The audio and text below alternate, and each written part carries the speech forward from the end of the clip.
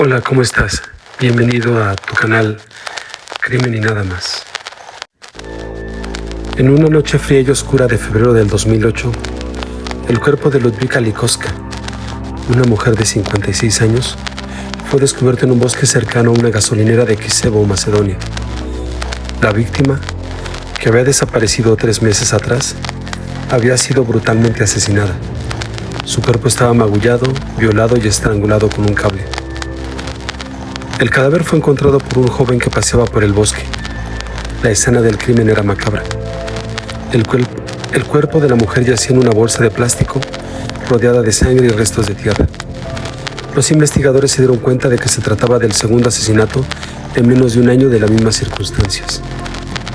Mientras la policía investigaba el caso, el periodista Vlado Tanevski publicaba reportajes sobre los asesinatos. Sus descripciones de las escenas del crimen eran tan detalladas y vívidas que los investigadores empezaron a sospechar que tenía él algo que ver. Las sospechas de los investigadores se confirmaron tras el asesinato de una tercera víctima. Tanevski reveló en uno de sus reportajes 3 detalles claves que solo la policía y el propio autor conocían. Así es, había sido atrapado el monstruo de Kisevo, como él mismo se había apodado en sus crónicas periodísticas.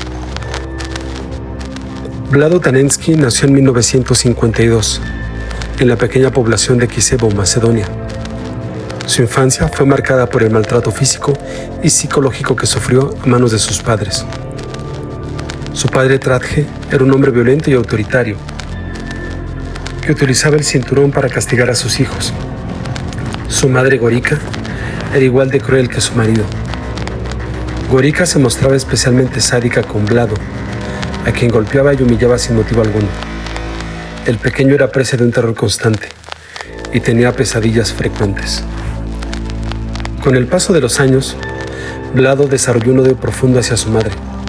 Este odio se convirtió en el impulso asesino que le llevaría a cometer crímenes atroces. Antes de su etapa como periodista, Vlado Tanevski, un hombre de aspecto inofensivo, se graduó como obrero metalúrgico y formó parte de la organización juvenil comunista de su pueblo.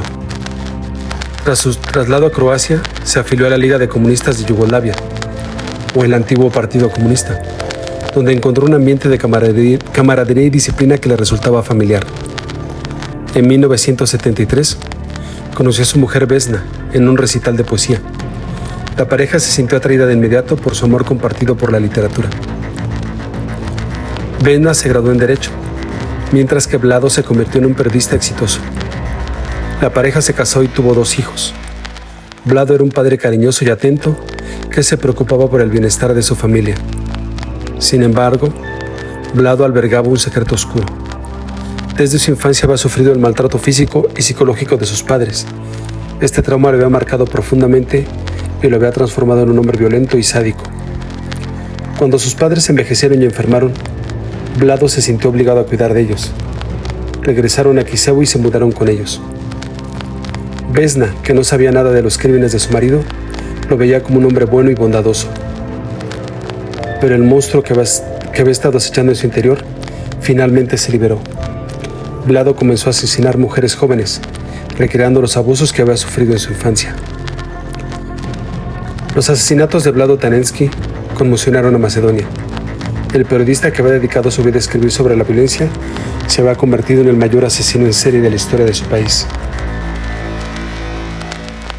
Vlado, en esta etapa de su vida, empezó a trabajar como editor en la radio de la localidad y después como reportero en periódicos de Skopje.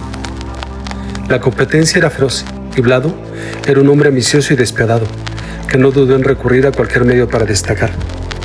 Robó artículos de sus colegas y presentó textos como propios. Su único objetivo era causar sensación y conseguir la atención de los lectores. En 1990, Vlado sufrió el primer derrapalo emocional de su vida. Su padre se suicidó. Este hecho lo marcó profundamente y su relación con su madre Gorika se volvió aún más tensa.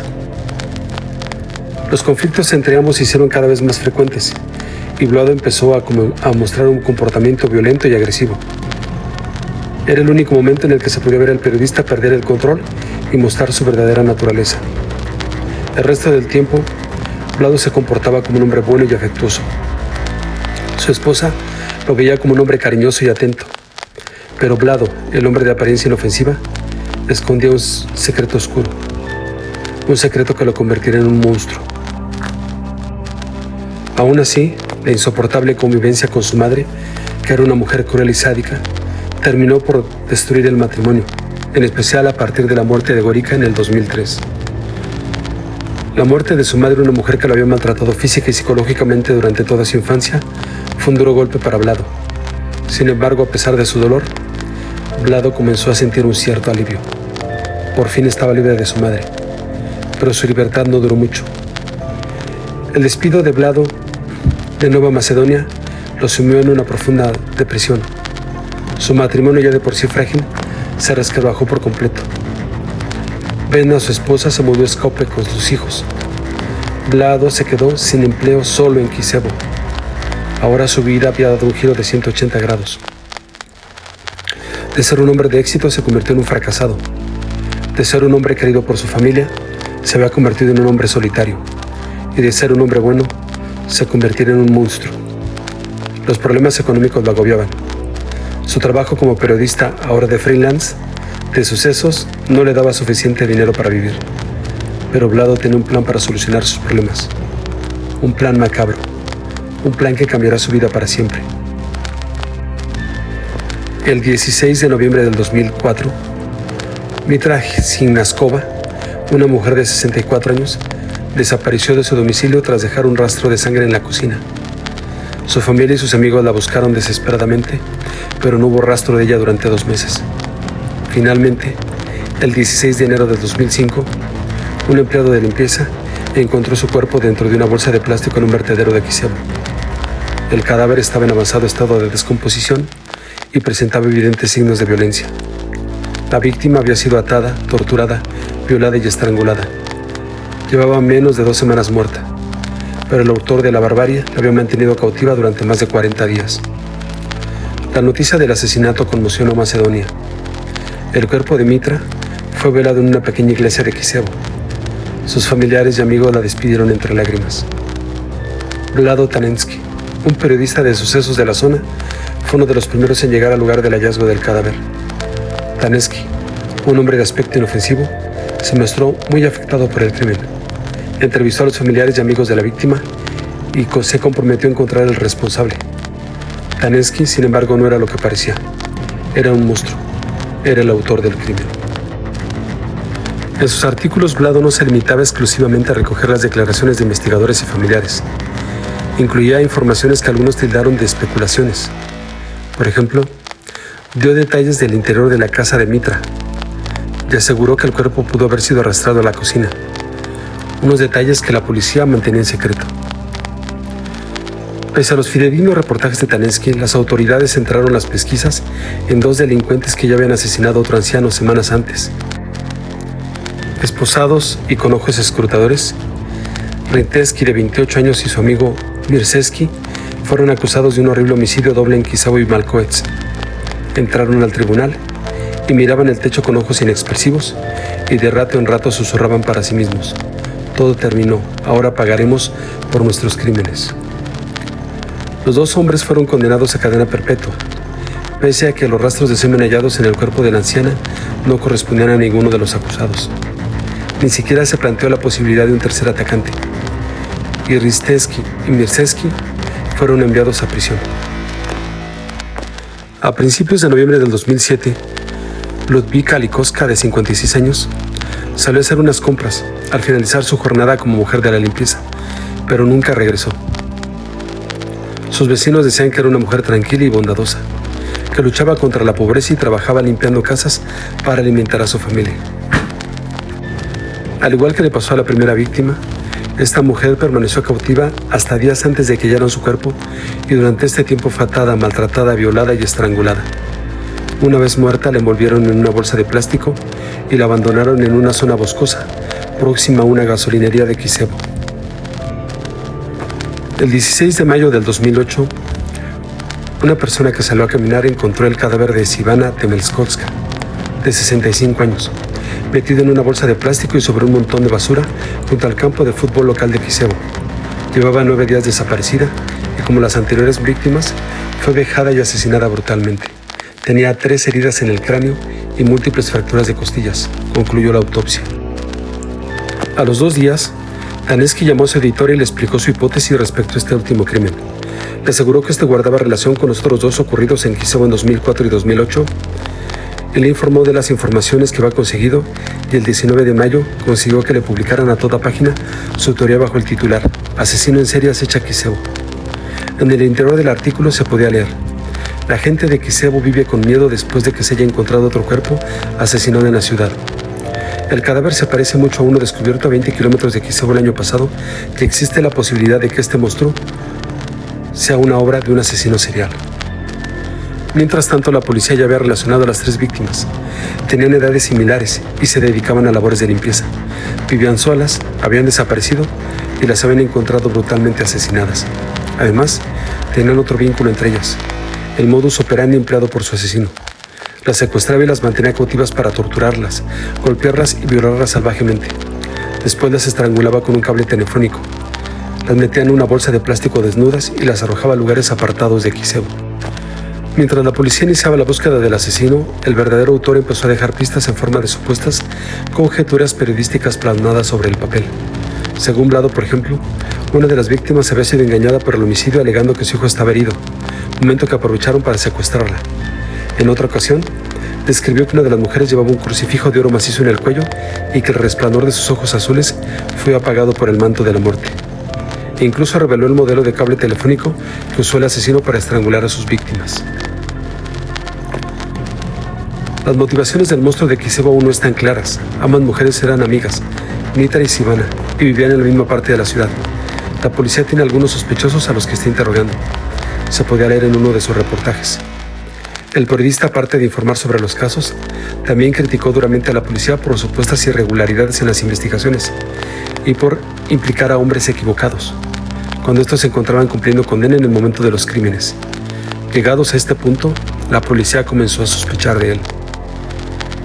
Leímos sus historias y nos hizo sospechar, sabía demasiado, declaró el portavoz de la policía, Ivo Kotevsky. Algunas informaciones de Taneski detallaban la posición exacta de los cadáveres, el tipo de cable telefónico empleado para estrangular a las víctimas y que se había dejado en el lugar de los hechos, la cronología de los asesinatos, el crucifijo en el cuello de alguna de las mujeres. Las investigaciones habían ocultado estos datos a propósito y el periodista había caído en la trampa, pero la policía todavía necesitaba una prueba más fiable para demostrar que Blado era el verdadero responsable. Esta evidencia llegó gracias a unos rastros de sangre encontrados en el cuerpo de Sivana. El análisis forense confirmó que no pertenecían a la víctima y se procedió a la identificación del tipo de sangre. Esto permitió cribar una lista del mismo grupo sanguíneo y se descartaron a la mayoría, excepto a varios vecinos, un taxista y al citado periodista. Acto seguido, le sacaron muestras de ADN para cotejarlo con otras halladas en el cuerpo. El 20 de junio del 2018, la policía finalmente detuvo a Blado y fue acusado de 3 delitos de violación y asesinato. Durante el interrogatorio clamó su inocencia y negó los hechos que se le imputaban. Ni siquiera habló cuando corroboraron que habían aparecido 7 cabellos suyos cerca del cuerpo de la primera víctima o que la bata encontrada dentro de la bolsa de Sivana era propiedad de su madre. Al mismo tiempo, la policía procedió al registro de su vivienda y localizaron cordones y cuerdas que coincidían con los usados para atar a las mujeres. Algunas pertenecían a las víctimas y había material pornográfico sadomasoquista. Si bien el periodista dio muestras de una gran sangre fría durante los interrogatorios, su exmujer lo describió de forma muy distinta. Dijo que era un hombre tranquilo y gentil, que jamás se puso violento y con el que compartió un matrimonio ideal. Nadie sospechó jamás de sus oscuras intenciones, ni siquiera los parientes de las víctimas que hablaron con él para sus reportajes. Uno dijo: vino a nuestra casa y preguntó por detalles. ¿Quién debe imaginarse que finalmente será nuestro vecino?, declaró una hija de Sivana. Sus propios colegas de profesión también se sorprendieron al conocer la noticia del arresto. Dijeron: estamos conmocionados. Lo conozco como un hombre excepcionalmente tranquilo y nunca le hubiese creído capaz de hacer algo así. Oh, era un tipo agradable y educado que parecía completamente normal. Cuando la policía me llamó para decirme, su reportero es el asesino, apenas podía creer lo que oía, dijeron algunos de sus compañeros del periódico. La propia editora de Tanensky llegó a afirmar, decir que me quedé atónita es un eufemismo. Estaba estupefacta, temblando. No podía creer que él fuera el asesino en serie y parte de mí aún se rehúsa a creerlo. 3 días después de su detención, Tanensky apareció muerto en su celda de la cárcel de Titovo con la cabeza dentro de una cubeta de agua. Se suicidó ahogándose en un cubo de agua, informaron las autoridades. No sabemos cómo ninguno de los internos o guardias se dieron cuenta de lo que estaba haciendo. Se terminó la película de terror, señalaron algunos. Todas estas mujeres fueron violadas y abusadas y asesinadas de la manera más terrible. Esperábamos que nos diera detalles de una cuarta mujer que desapareció en 2003, pero ahora se ha ido. Es posible que nunca sepamos exactamente lo que sucedió, declaró el portavoz de la policía. Los investigadores siguieron creyendo que una cuarta mujer, Gorika Pavleska, de 78 años y desaparecida en 2003, fue realmente la primera víctima del monstruo de Kisevo. Jamás sabremos la verdad porque su cuerpo jamás fue localizado y el responsable se quitó la vida, llevándose a la tumba este gran secreto.